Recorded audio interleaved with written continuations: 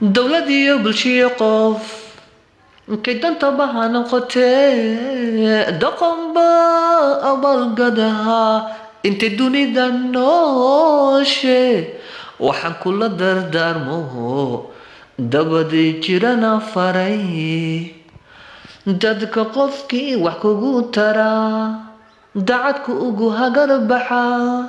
kaga doona meel adag wuxuu galay wax